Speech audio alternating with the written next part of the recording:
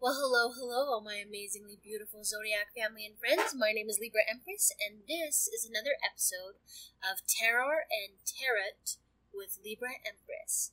Today we are going to be watching two creepy horror stories animated by IMR Entertainment. Without further ado, let's get started, shall we?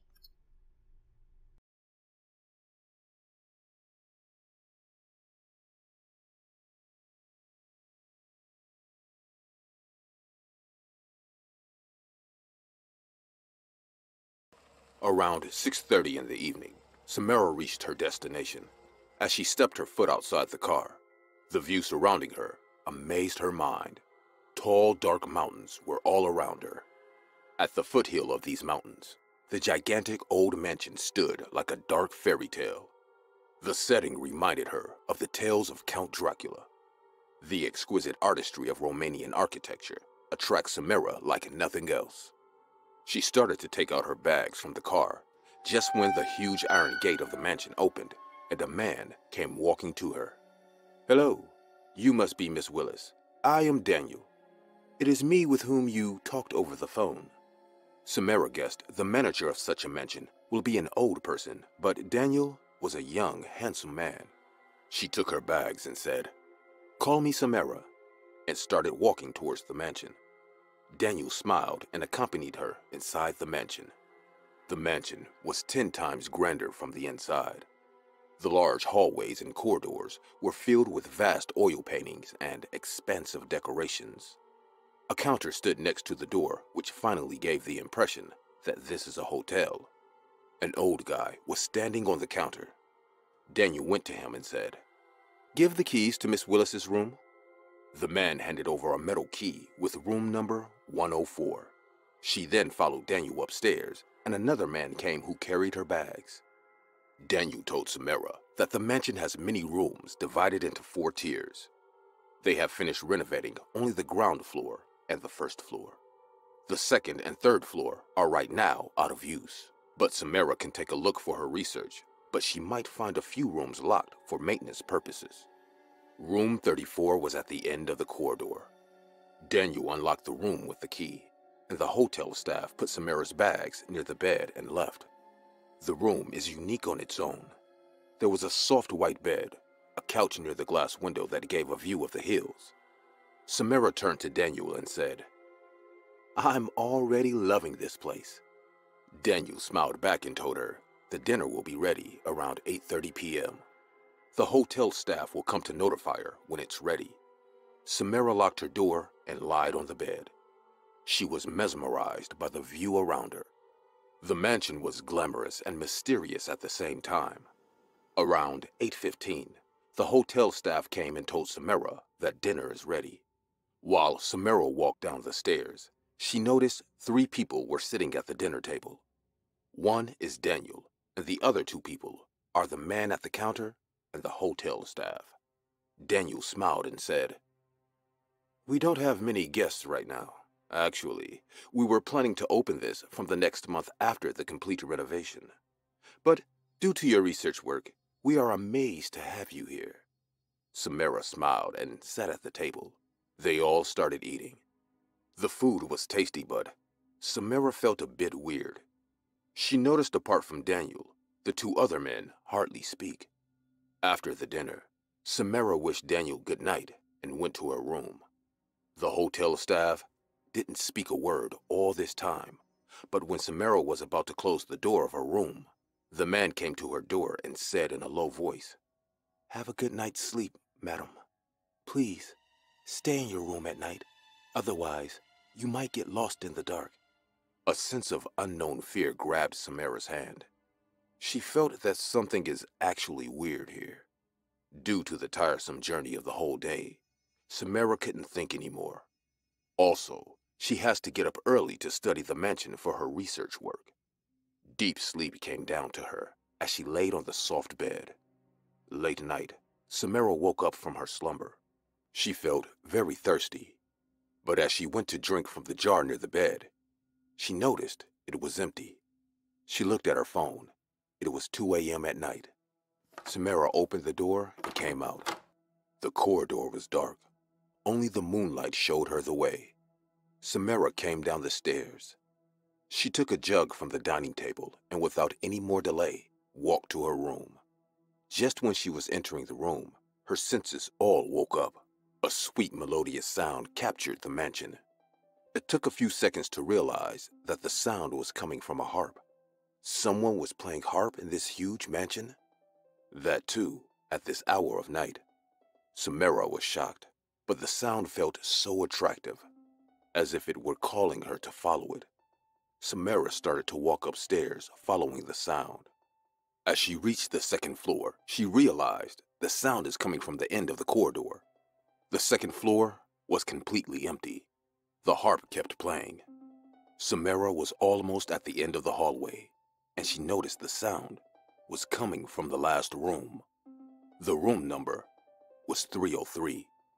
Daniel said there was no one else in this hotel. Then who was living in this room?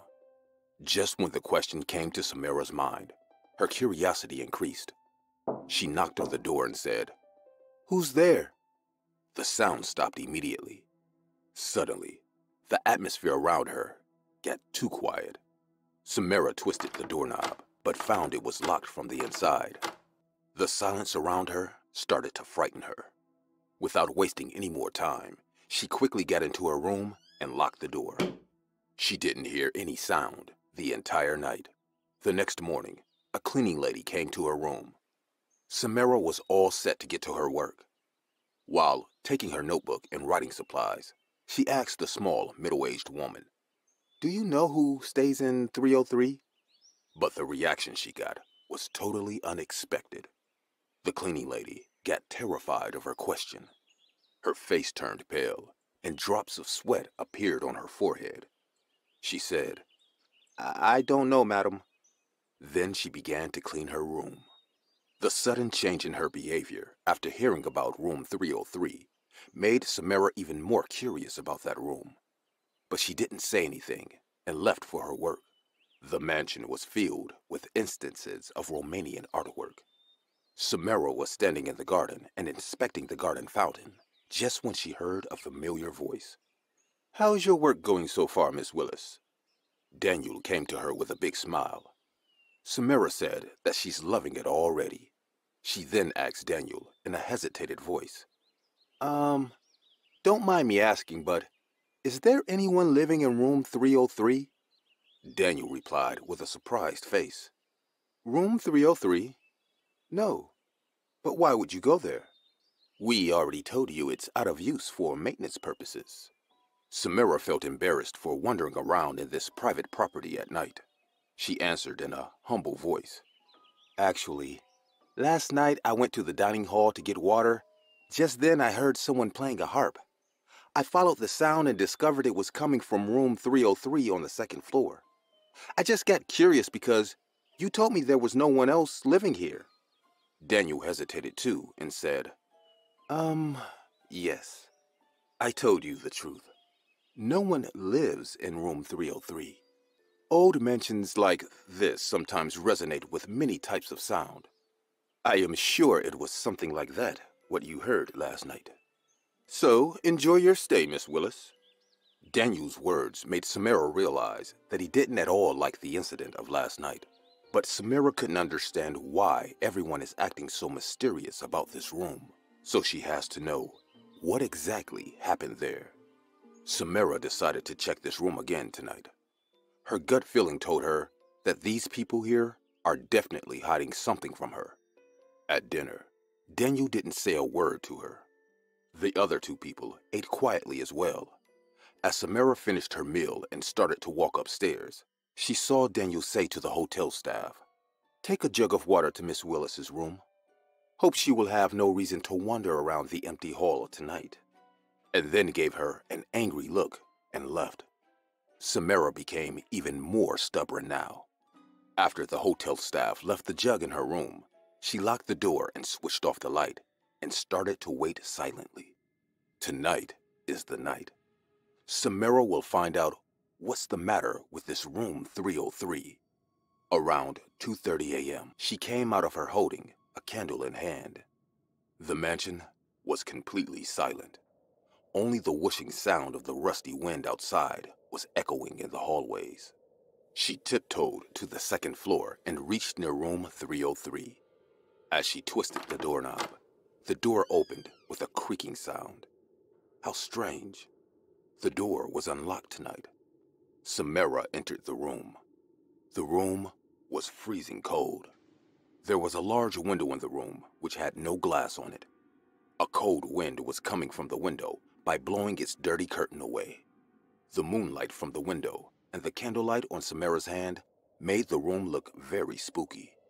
She noticed, this room is just like her room, but it had only one difference. An old wooden harp stood in the middle of the room.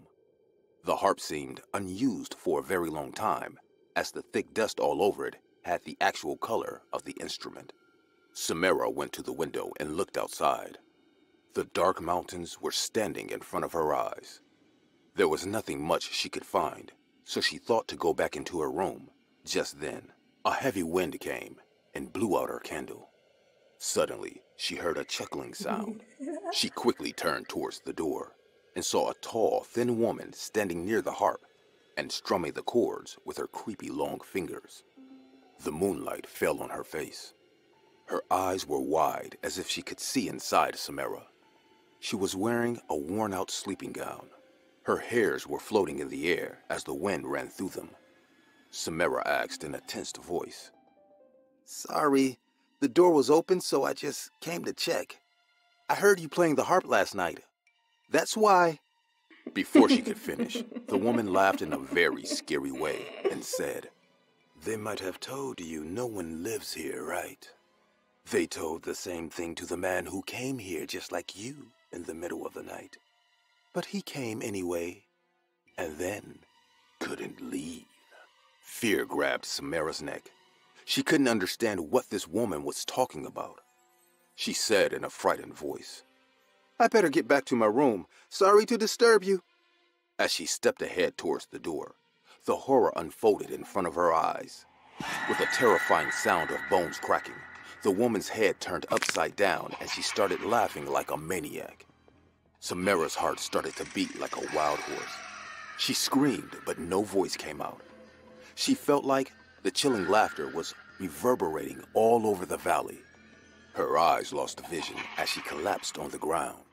The next morning, Daniel came to room 303 looking for Samara, as she was not in her room. As he opened the door, he saw Samara's white, bloodless face. She was lying on the floor, her eyes full of fear and trauma. She was dead. The hotel staff, the cleaning lady, and the man at the counter came too. 4 of them stood there silently, and the cleaning lady started to weep in a low voice. Daniel looked to the hotel staff and said, "Bury her at the back of the garden just like the previous traveler. We are running a business here. If people can't hold back their curiosity, no one can save them from dying. Throw her stuff down the mountain and get back to work. We will be having guests from the next month all around this mansion, and make sure you keep this room locked all the time." The midnight musician still haunts room 303 of this old mansion in Romania. Let us know if you dare to take the risk by visiting this place. We will give you the address.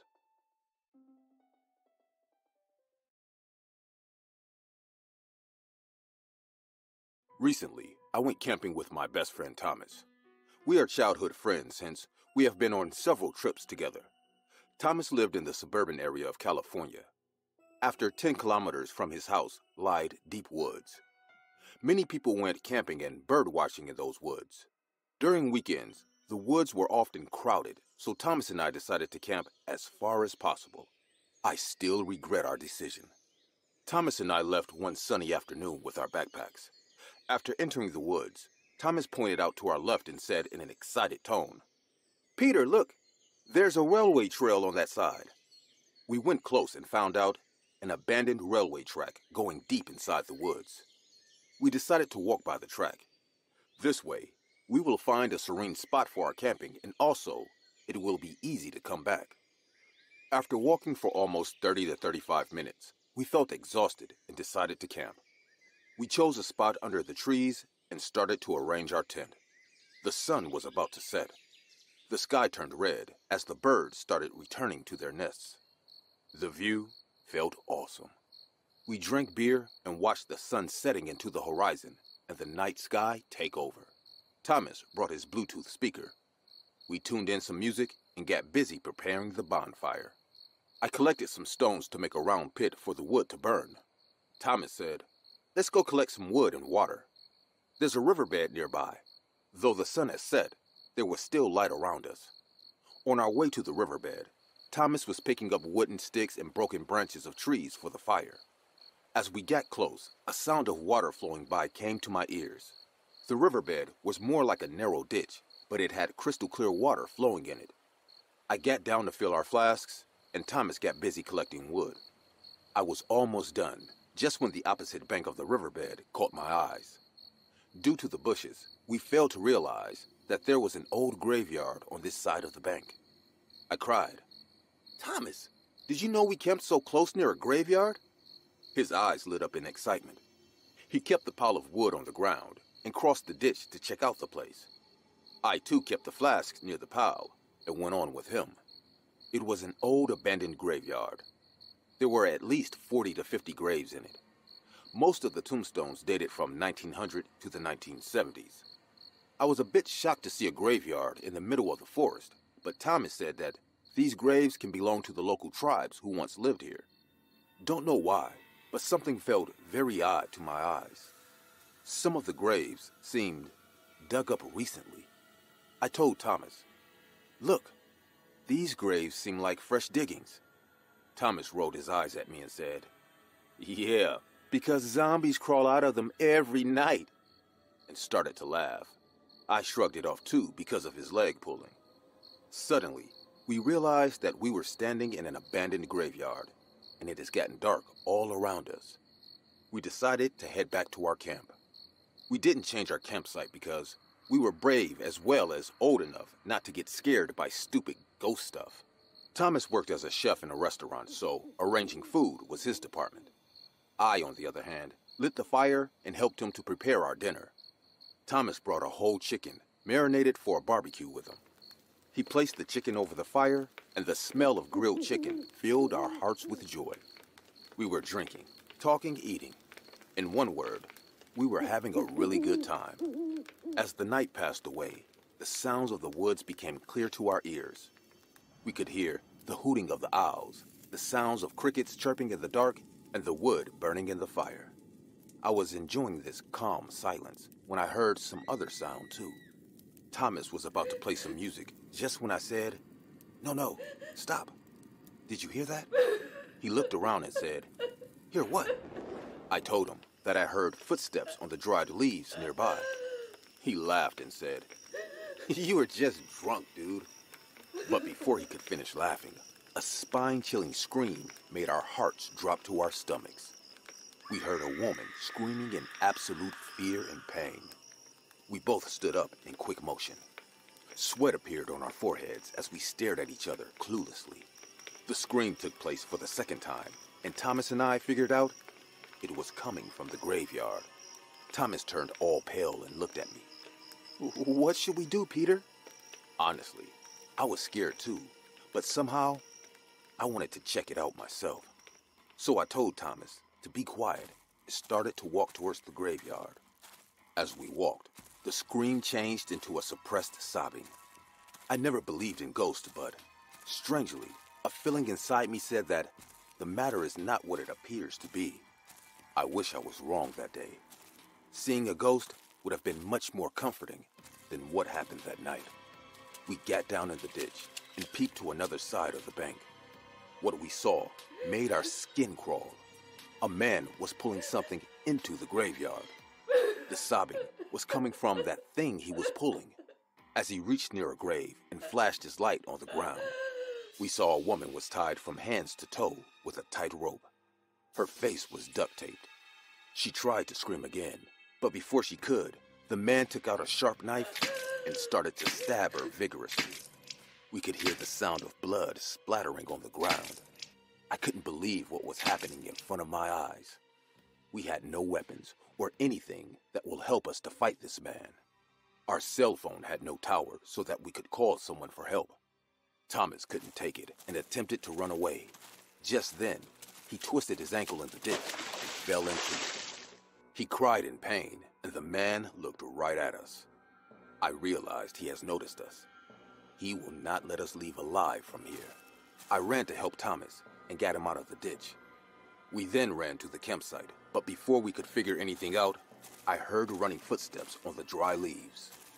Without delaying a second more, I grabbed my best friend's hand and we started to run for our life.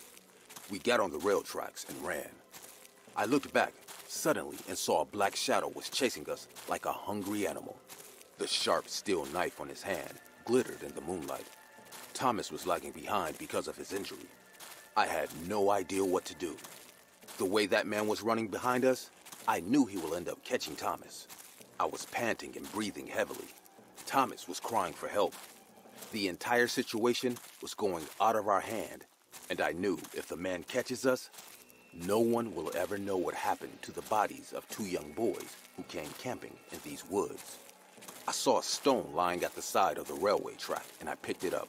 I turned around and waited for Thomas to cross me over. I knew I was taking a huge risk, but I had to do something. Thomas came running at me and yelling, "Run, Peter, run!"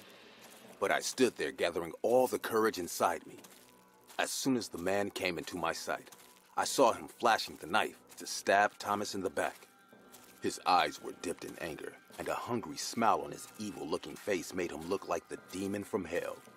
He was almost 5 hands distance from me when I aimed at his head and threw the rock at him with all my strength. A sound of skull cracking and blood spattering echoed into the woods. The man held his head and fell on the ground, making painful growls. His growls eventually turned into a soft whimper, and we realized that this guy has fainted. We ran out of the woods and reached the nearby police station. We explained everything to the cops. They sent Thomas to the hospital, and I came back with them to spot where I hit the man. As we reached near the railway tracks, we noticed a lot of blood lying on the ground, but the man was nowhere to be found. I took the cops to the graveyard, and after searching the place thoroughly, the cops discovered 5 fresh dead bodies, including the woman's body that lied near a grave. I burst out into tears, explaining to the cops how the man killed that woman in front of our eyes, and we couldn't do anything to save her. I went back to the police station and gave a detailed description of that man's face so they can catch that demon. The posters are now all over our area. The FBI has been informed about this incident too. It came to know that the man is a suspected serial killer who chose an old abandoned graveyard to dump his murder victims at night. He even dumped his murder weapons and other pieces of evidence in the graves as well. Every day, I wake up in the morning and pray to God that the cops catch this killer before he takes any more innocent lives. I wish I could have stopped him that night from disappearing.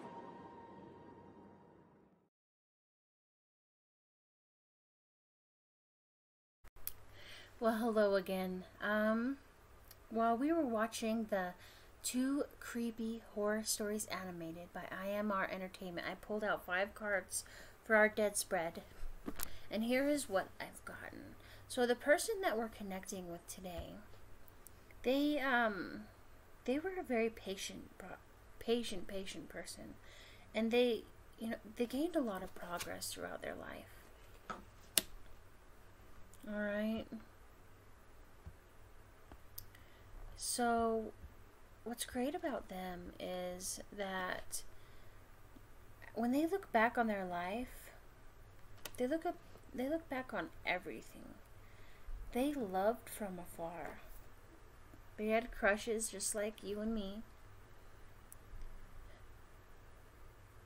They were very artistic, very creative. They could have been a water sign, or an earth sign, or an air sign, or maybe you are one of them, or they knew someone of that kind. I do see that they do watch. They watch everything you do. But I promise you this, they do not go in the bathroom with you, right?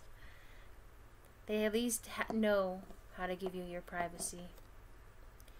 A lesson they would like to share is that it's okay to be materialistic, but also know that your inner confidence is inside of you, and you need to let that unleash that, right?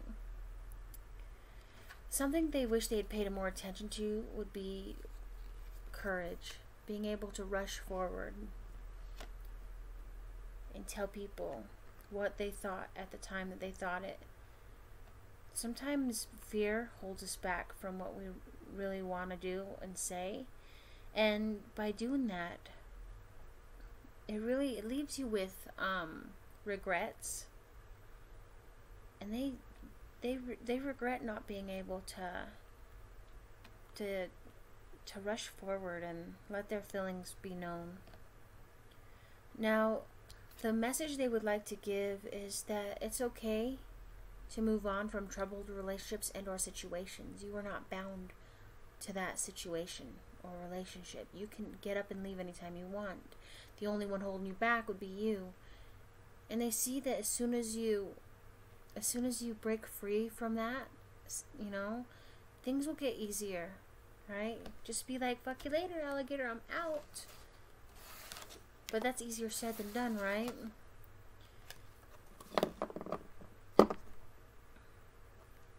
Have courage to do that. Alright? Have courage to do that. Because if you don't, you'll always regret it, right? Alright. I hope that this helps. I love you all. Thank you so much for listening to me. My name is Libra Empress. Please don't forget to hit like, subscribe, and share. And I will see you for next week's Tarot and Tarot with me, Libra Empress. Bye, my friends. Stay safe.